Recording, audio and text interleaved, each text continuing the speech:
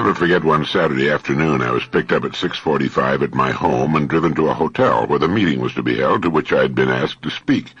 It was a very hot day in the middle of summer in Fort Lauderdale, Florida. The man who picked me up had his girlfriend with him. He was driving a two-door Volkswagen. Now, no gentleman asks a girl to climb into the back seat, so I climbed through a maze of straps of various kind and wedged my big frame into the space available. The car was like an oven. As we started along the road, I noticed that it wasn't getting any cooler. My collar was wilting and the knot on my tie was getting soaked, as was my shirt. "How about some air conditioning?" I ventured. "Sorry," came the cheerful rejoinder, "it doesn't work." "Perhaps we should take my car," I offered. We were still just a block or two from my home. "Oh, no," my cheerful driver protested. "I've been appointed to be your chauffeur." Arriving at the meeting room in an old, dilapidated hotel, I saw, much to my compounding exasperation, that they had the kind of public address system you sometimes get in a box of Cracker Jacks. Not only was it of the nickel-and-dime variety, it was a stand mic. An upright stand mic that must be placed at one side of the lectern, so that the speaker has to speak with his head turned sharply to one side. He can't see his audience, and they get the impression he's paralyzed. Even from that distance across the room, I could see that it was one of those blasted things that one has to practically swallow to be picked up, that makes all the P's pop and distorts the voice so that it's difficult to understand. There was no light on the lectern for notes that might be used, and it was stuck in a dark corner of the room. It was one of those nights. When, after my talk, a smiling man came up to the head table and, after introducing himself, commented that he had been in charge of the meeting, I felt that if there were indeed such a thing as justifiable homicide, surely this was the time. His idea of being in charge of a meeting is to notify the people who are expected to attend and have his secretary arrange for a room someplace, any place. A poorly prepared meeting can virtually ruin a good speech and destroy the customary equanimity of the most benign speaker. It tells the speaker that someone didn't consider his appearance there very important. I should not have had to climb into the back seat of a hot two-door coupe nor ride in an un-air-conditioned car. The public address system should be first class and in good working order. The microphone should be the gooseneck variety, which is attached to the back of the lectern and be adjustable for the speaker, and with enough pickup to allow him to speak in a normal tone, not lean over and see and glance at all of his audience. Sometimes a speaker likes to use a lavalier microphone, especially if he's going to move about or use a chalkboard or flip chart. That should be checked by the person arranging for the meeting.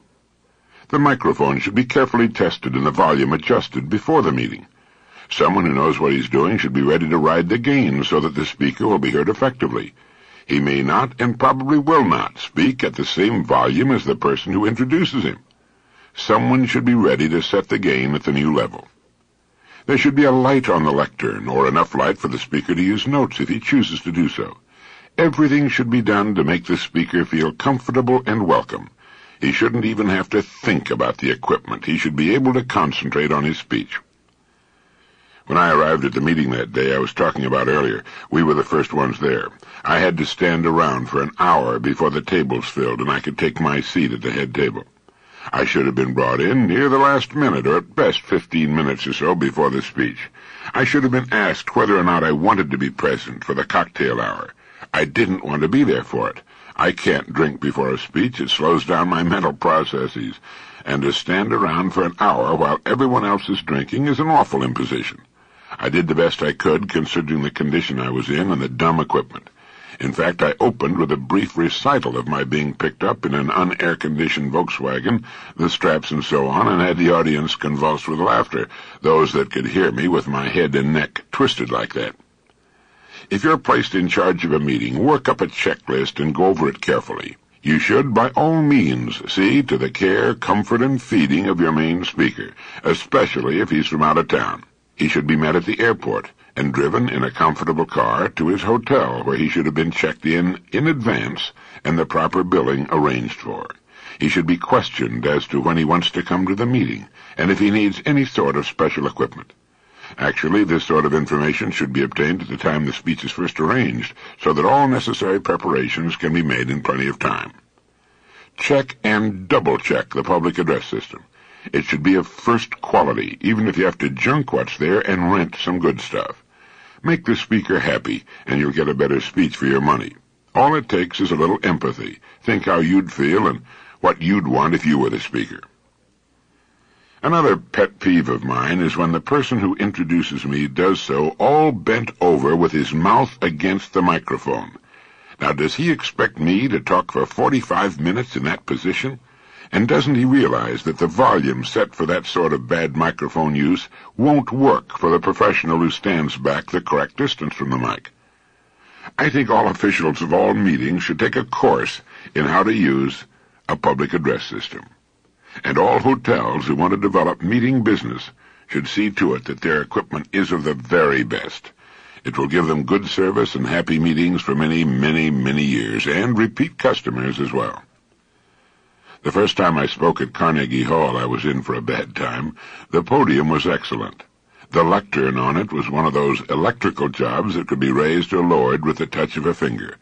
There was also a frosted glass top to the thing, through which electrical messages could be flashed to the speaker. And no sooner had I begun to speak than the sign in the lectern began flashing, "Stop talking, stop talking, stop talking."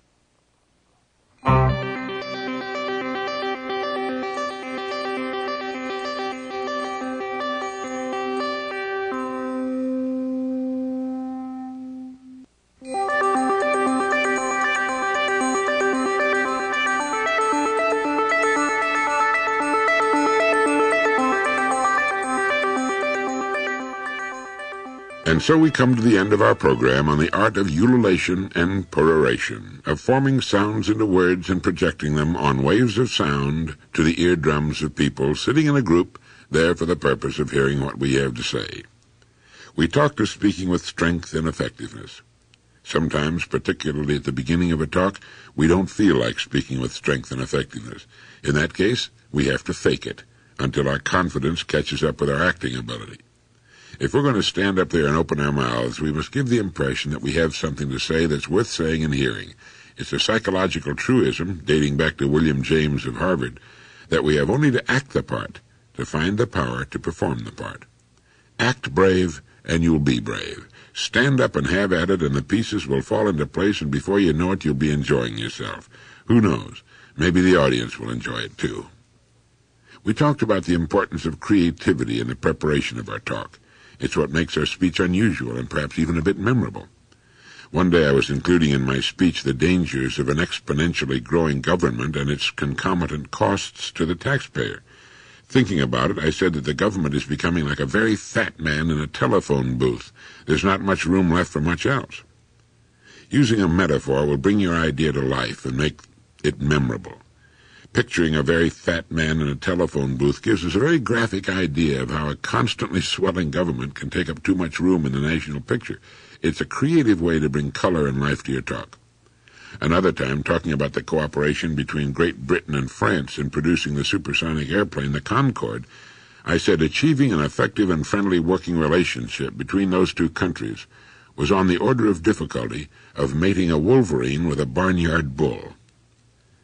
Now, you can easily come up with original and creative metaphors to give interest and hold attention to your talk. We covered the importance of drawing one picture at a time. If you're talking about the trip you took to the Rocky Mountains, stay on that trip until it's over. Don't detour until you've completed one picture, one at a time. Which reminds me, if you do use a metaphor, stay with it. Don't mix them. Detour and trip to the Rocky Mountains work together. They both apply to taking a trip, the metaphor in this case. It would have been wrong if I'd said if you're talking about your trip to the Rocky Mountains, don't suddenly head off into left field. Baseball and a trip to the Rockies don't go together. Some mixed metaphors are hilarious, and we've all done it on occasion, but a little work and planning can avoid it. Remember we talked about the word tessellation and the putting together of all the little tiles until the mosaic is complete. It's important. One picture at a time. Then we highlighted the importance of knowing your audience and knowing what it takes to transfer the pictures in your mind into the minds of your listeners. Get to the meeting a little early and talk with the people in charge of the meeting. Even sitting in on the meeting ahead of the one you're to handle is a good idea. Then we stressed the importance of using powerful, colorful words. not difficult, esoteric words such as the two I used in the opening of this message, ululation and peroration. To ululate is to howl like a dog or a great ape in the forest. It's to make a lot of noise and bother everybody in the vicinity. Perorate means to speak or declaim at length, to make a speech, to bring a speech to a close with a formal conclusion. I should not have used those words had I been speaking to an audience of non-speakers, but since, as a member of Toastmasters, you're in the business, I thought I'd toss them in the hopper. Besides, you probably knew what they meant anyway. If you want to be a public speaker, make a study of the English language, vocabulary especially. A 2-bit vocabulary will limit you to 2-bit subjects and generally produce 2-bit results. I know places in the country where it's considered a mark of manhood to have a very limited education. Fortunately, those pockets of dummies are rapidly disappearing. We think with words. If our vocabulary is limited, our thinking will be limited.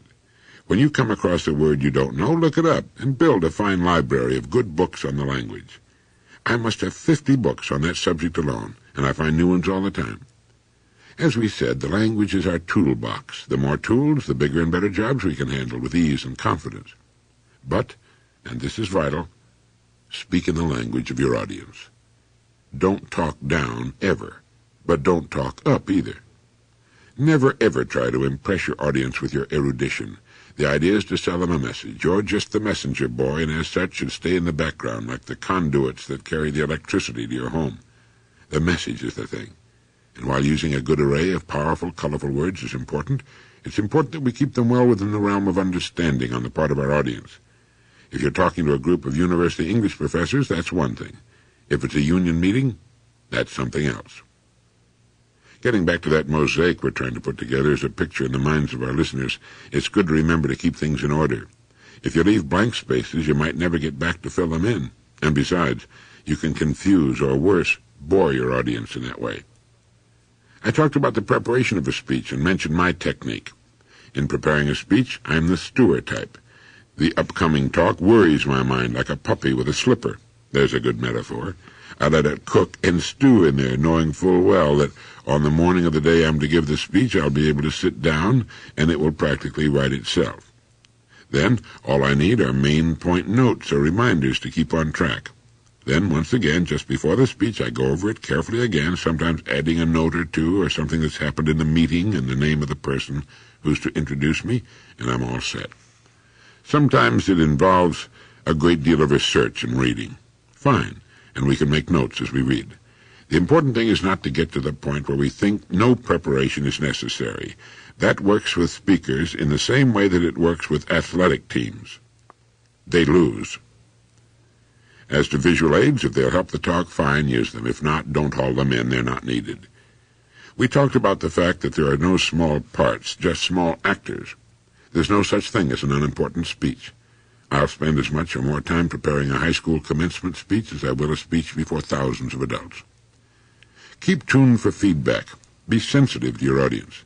Not too sensitive or worried, but aware of how the audience is responding to what you're saying. Remember your manners. You're a guest, and the people in the audience should be treated with care and respect. It's important to like your audience. Concentrating on liking the people in your audience just before you go on will help get rid of nervousness and stage fright. Think of Perry Como when you get up to that microphone. Picture how relaxed a person can be and still be the star of the show, still put on a great performance. Don't assume your audience knows what you're talking about. To get the pictures out of your head and into their heads, you must explain them clearly. And try imagining at times that you're sitting out there in the audience. Get on their side of the microphone and speak to them as you would want to be talked to. By doing that, you can do a better job of selling, of getting those good people to buy what you're talking about. We talked about the importance in good conversation to use the tennis technique. That is, to hit the ball back and forth, to include the other person in the game, and give him an equal and fair share of time and conversation. It's also important when talking to a group. Look at them, pause for effect, gauge their response, ask questions, get the heads nodding or shaking, whichever you're trying for. Get them in the act. Don't be like the golfer who just keeps hitting his own ball over and over and over again. Then, if you're given the job of preparing for a meeting, put yourself in the shoes of the speaker. See that everything is taken care of and that there are no slip-ups. In particular, check the PA system. make sure it's the right kind of microphone and that it works well. And that's about it, my friend. I hope you've enjoyed our visits together. I must say that I've enjoyed doing this program more than any other I've ever prepared. I love this subject. It's an important subject. We kid about it at times, but talking to people in groups is an important part of our culture. Knowing how to do it well is a tremendous asset, and besides, as Mark Twain said of it, it's a lot better than working for a living. Thank you.